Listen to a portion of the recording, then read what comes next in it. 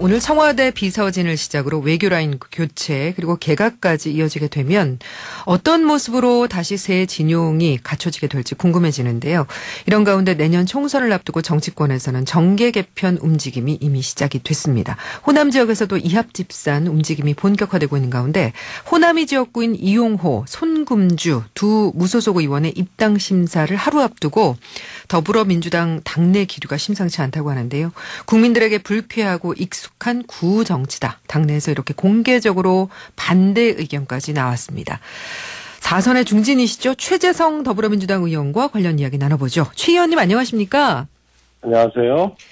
국민들에게 불쾌하고 익숙한 구정치다. 최 의원께서 이렇게 이야기를 하셨어요. 왜 반대하시는 겁니까?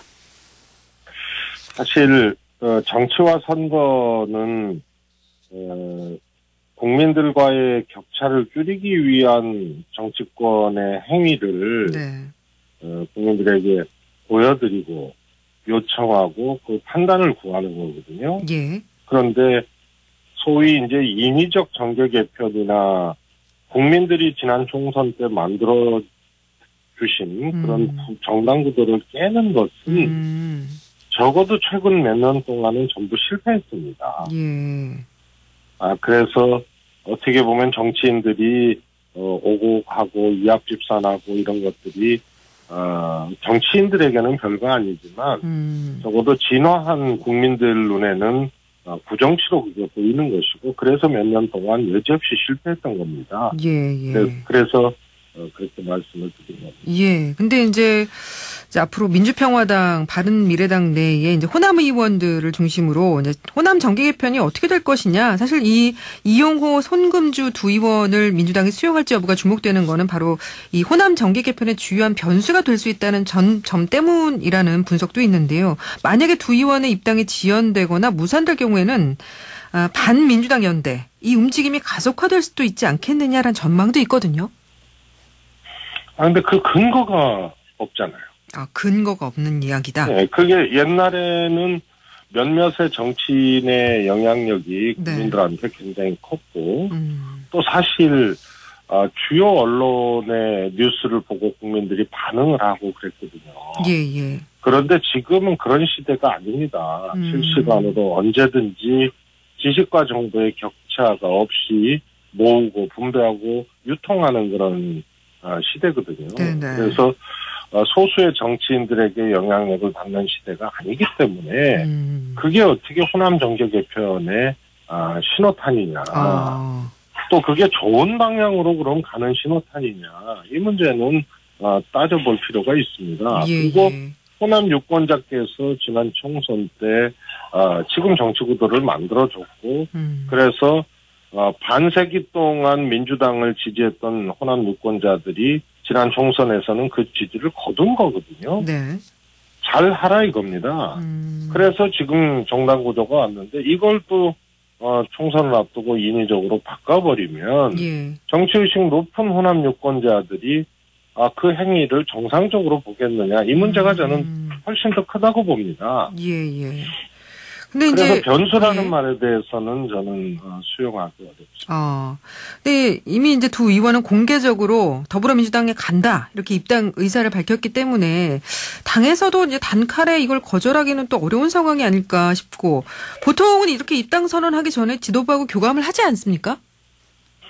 우선 민주당 입장에서도 아마 한 번에 이 문제를 결정하기는 쉽지 않을 겁니다. 내일 이제 중앙당 당원 자격 심사위원회를 열지만 여기서 결론이 나지 않을 가능성이 더 높다는 말씀이신 거죠? 네, 그렇게 보고 있습니다. 네, 그래서 정치권에 과거부터 왔던 아무렇지도 않게 느꼈던 그런 분위기 논리와 또 국민들의 시각, 또 지지자들의 시각이 충돌을 하기 때문에 그것은 좀 시간이 걸리는 간단치 않은 문제라고 보고요. 또 누구하고 어떻게 교감했는지 모르겠으나 당에는 절차라는 것이 있는 것이거든요. 또 더 중요한 것이 국민들과 당원 지지자들의 시선이 있는 겁니다. 그래서 당의 친한 국회의원하고 국회의원을 매개로 이런 일들이 얘기되어 왔든 또 당의 주요 인사하고 얘기가 되어 왔든 중요한 건 절차와 국민들의 시선이라고 보거든요. 예. 그리고 민주당은 잘 모르시는 분들이 많은데, 네.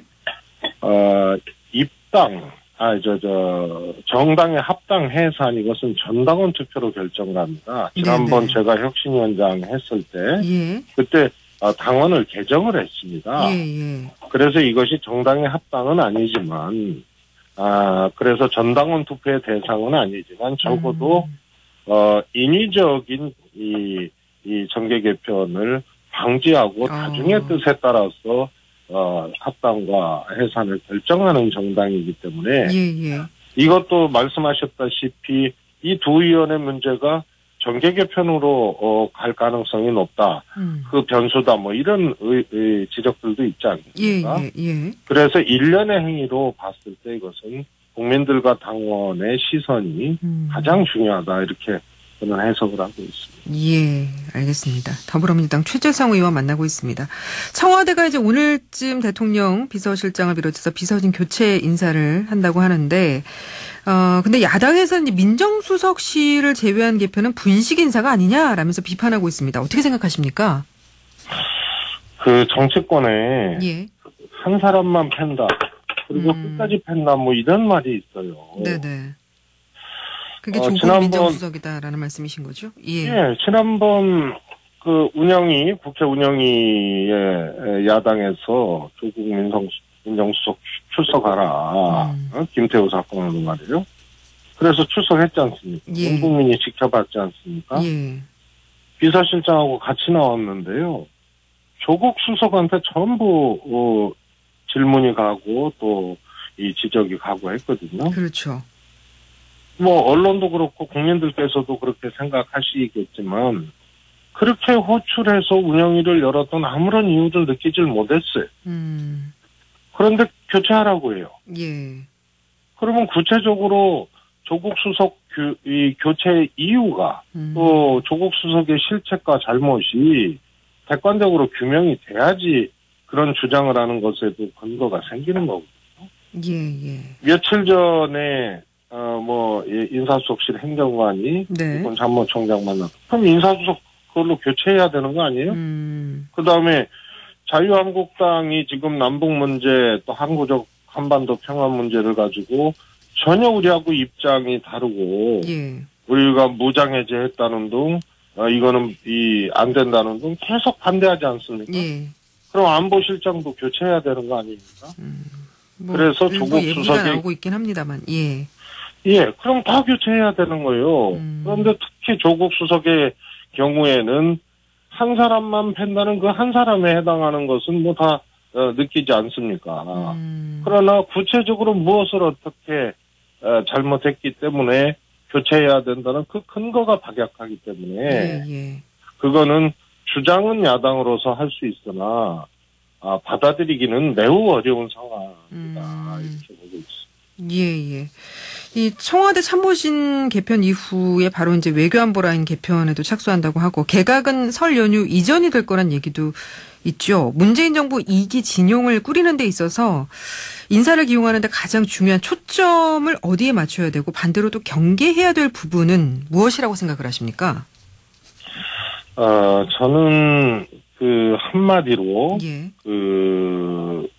청와대 인사나 개각을 규정하는 것은 사실은 어려운데 보통 그렇게 규정을 하거든요. 예. 이게 대통령 청와대 사실상 2기 인사인데 네. 그러면 이것은 통합이나 안정 또 친정 체제 강화냐 이렇게 한마디로 규정을 하려고 그러는데요. 예.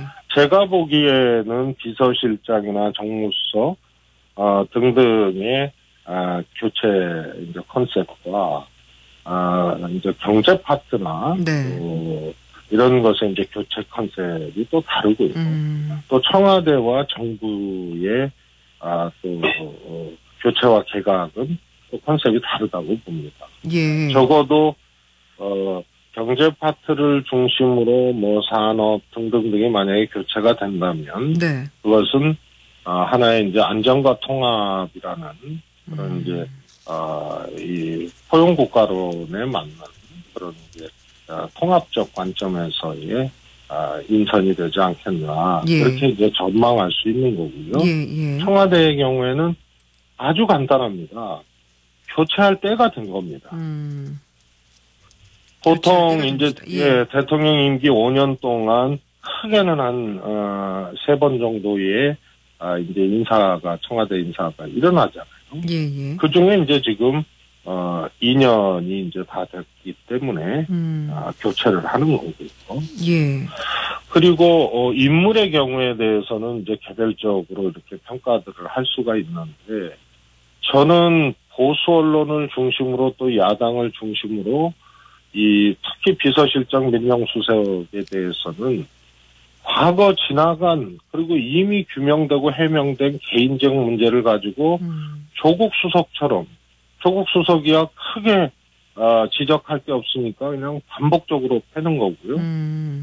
이 비서실장이나 수석 지금 내정자의 경우에는 공정과 정의를 가지고 출범한 문재인 정부를 흔들기 위해서 과거에 이 두 분 다 정치인 출신 아니에요? 국회의원 출신. 그래서 이미 규명되고 해명되고 혹은 법적으로 다 무혐의 처리된 등등의 문제를 다시 끄집어내서 반복적으로 제기하면서 부도덕 내지는 부적합한 프레임을 짤 가능성이 저는 높다고 봅니다. 앞으로 그렇게 짤 가능성이 높다.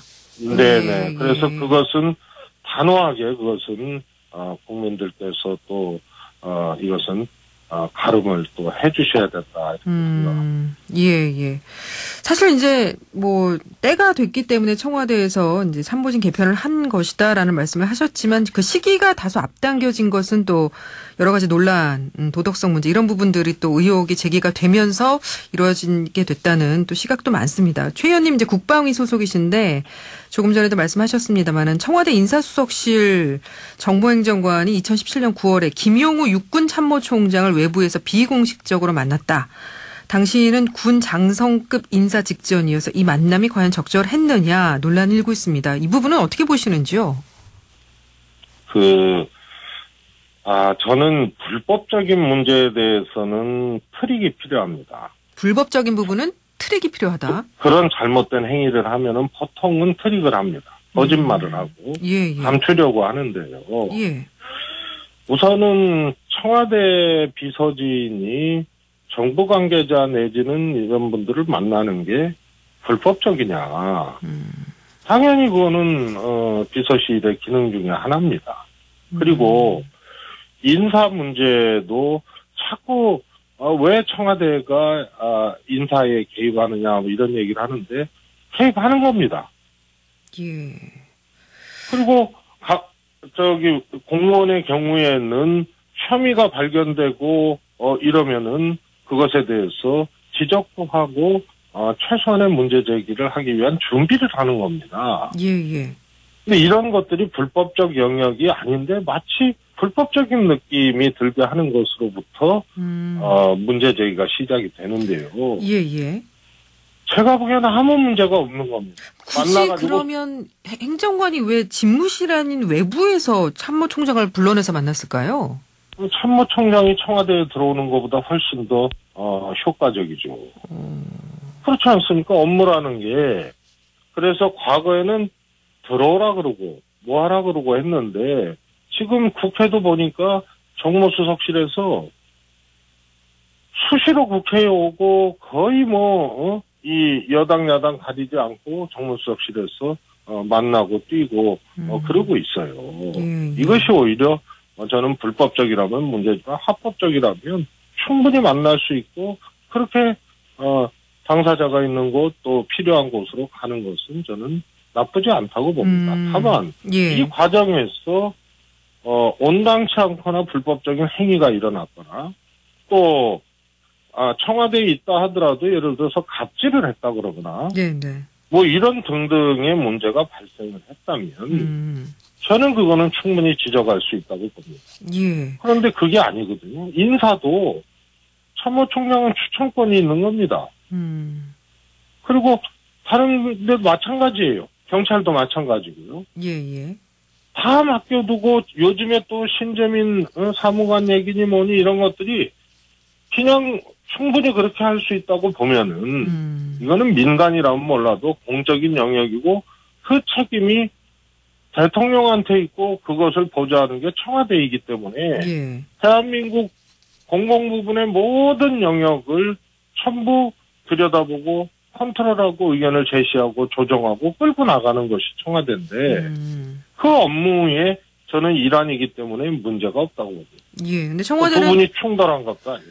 예, 청와대에서 이제 군 인사 시스템과 절차에 대한 조언을 듣는 자리였다고 해명을 하긴 했습니다만은 이날 정무행정관이 그 인사 파일을 들고 나갔다가 또 김 총장 만난 뒤에 분실을 했고 그래서 이 인사 파일을 갖고 나간 이날 만남이 단순한 만남은 아니지 않았겠느냐. 어떤 조언을 듣는 자리라고 보기에는 좀 합리적 의심이 드는 부분이 아니냐 이런 얘기도 있고요. 다시 또 보면은 그 당시에 이제 육군대령 신모 전 행정관도 동석을 했는데 이 사람이 또 이제 그 정기 인사 대상자였다는 거죠. 그리고 얼마 후에 실제 진급도 했고요. 이런 부분들은 좀 의혹이 좀 많이 제기가 되는 부분인데 좀 밝혀져야 되는 부분 아닐까요?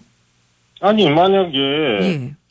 오히려 거꾸로 근데 상식적으로 생각해 보십시오. 네네. 청와대에 있는 사람이 참모총장한테 그 대령의 인사청탁을 하기 위한 거라면 그 사람을 데리고 가겠습니까? 아니, 생각을 해보십시오. 그리고 그 사람을 데리고 간 행위 자체가 그거는 문제입니다. 인사청탁을 위해서 데리고 갔다면 당사자를. 그렇죠. 예. 근데 그렇게 하는 사람이 어디 있습니까? 자유한국당도 안 해요. 네? 지금까지 인사 문제로 이 문제가 됐던 사례, 불법 취업, 채용 비리 이런 거 보면은 예. 당사자를 대동하고 갑니까? 그래서 우선 그것은 제가 보기에는 억측일 가능성이 크고요.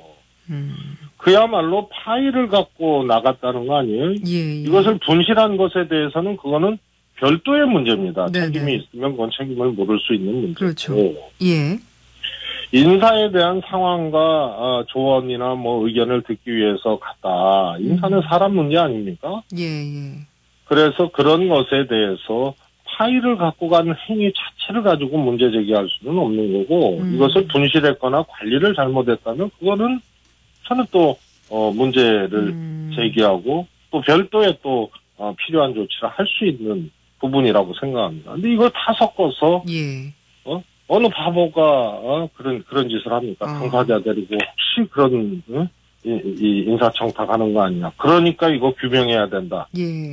이렇게 얘기하면 실무자나 책임자나 뭐 담당자들을 아예 그냥 활동하지 말라는 얘기하고 똑같은 거죠. 근데 청취자 9944님께서 군대는 절차가 있는데 많은 참모를 두고 육참 총장을 만난다는 거는 상식적으로 이해가 안 갑니다라는 말씀을 주셨어요. 그거는 군대 내의 문제고요. 예. 이 경우에는 경찰도 마찬가지입니다. 청와대로 파견된 사람들 아닙니까? 그래서 그 파견된 기간 동안은 청와대 소속입니다. 예. 문재인 정부에서는 안 하고 있지만 민정수석실에 검찰이 과거에 이제 파견이 됐지 않습니까? 네네. 검찰 신분을 정리하고 휴직을 하고 예. 그리고 사표를 내고 민정수석에 왔다가 나중에 다시 복귀를 하는 겁니다. 그래서 이쪽에 오는 순간 청와대 업무를 하는 거고. 예. 청와대가 행정의 수반인 대통령을 보좌하는 기능이기 때문에. 네네. 그래서 대통령 책임 아닙니까? 예. 그리고 대통령은 따라서 각 부처를 하고 이끌고 가야 되는 그런 자리입니다. 예. 그걸 보좌하는 사람들인데 군내 일반적인 체계를 청와대에 요구하는 것은 그것은 맞지 않는 거죠. 예. 어쨌든 문재인 대통령이 이제 모레 신년 기자회견에서 할 일이 좀 많아 보입니다. 청와대 기강 문제가 어떻게 보면은 좀 리스크로 부각된 상황이어서 좀 이 자리에서 책임 있는 처방이 있어야 되지 않을까요? 어떤 부분을 좀 기대해 볼 수가 있겠습니까? 제가 생각하는 청와대 기강이라는 것은 네. 우선은 이게 어떤 일이 터지거나 혹은 문제 제기를 받았을 때 기강을 다 잡자 이런 문제가 아니고 1년 365일 4계절 5년 동안 늘 이 기강이 있어야 되는 겁니다. 그렇죠. 그런데 또 하나는 야당이나 외부의 문제 제기가 근거가 없을 때는 청와대가 흔들림 없이 일할 수 있도록 또 그렇게 다 잡아줘야 되는 겁니다. 그래서 기강을 확립해야 될 문제와 청와대 업무 체제가 흔들리는 문제 사이에서 늘 이 고민거리들이 있어 왔죠. 저는 늘 이 기강이 서야 된다는 의미에서 청와대 비서실장도 또 이 비서실장을 비롯해서 개편이 이기 개편이 일어나고 있기 때문에 이것은 더더욱 강조해서 해야 될 필요는 있다. 이렇게 생각합니다. 민주당 얘기 잠깐 좀 해보겠습니다. 민주당 전략기획자문위원회 위원장으로 임명이 되셨는데요. 당 전략기획자문위원회를 설치한 거는 어떤 역할을 하기 위함입니까? 이것은 사실 여당은 이제 책임이 더 크지 않습니까? 그렇죠. 뭐 청와대도 저는 마찬가지라고 보는데. 그러면 어제부터 오늘까지 일어난 일, 다시 말해서 현안이라고 하거든요. 그렇죠. 현안을 해결하거나 현안에 대응하거나 이런 일을 하는데 모든 힘을 다 쏟습니다. 야당 문제 제기 하나, 좀 전에 얘기했던 등등의 문제, 그건 현안이거든요. 그렇죠. 이걸 어떻게 대응하고 해결할까. 이게 이제 여당의 기본 업무인데요. 그러다 보면 내일의 문제에 소홀할 수 있습니다. 그래서 내일이라는 것은 총선이 있고 정치라는 것이 자기의 생각과 또 자기 세력의 생각을 국민들께 얘기하고 판단을 구하는 건데 이게 선거로 나타나고 평소에는 지지율로 나타나는 거거든요. 그래서 총선을 통해서 2년 후에 대선을 통해 국민들에게 선택해달라고 또 요청을 드려야 되는데 그를 위해서 거꾸로 지금 뭐 할 것인가 내일 뭐 할 것인가 이것을 생각하고 짜야 됩니다. 그런데 이제 여권은 그것을 하기가 현안이 많기 때문에 매우 힘들기 때문에 이것에 대해서 특별히 강조해서 해보자는 것이고요. 그것은 한마디로 국민들의 마음을 구하는 그런 행위를 어떻게 할 것인가를 차분히 짜고 진척시키라는 그런 것으로 생각합니다. 앞으로는 청와대도 그렇고 정부 여당보다 체계적이고 조직적인 대응을 좀 기대를 해보겠습니다. 오늘 인터뷰는 여기까지 하겠습니다. 고맙습니다. 고맙습니다. 네, 지금까지 최재성 더불어민주당 의원과 이야기 나눴습니다.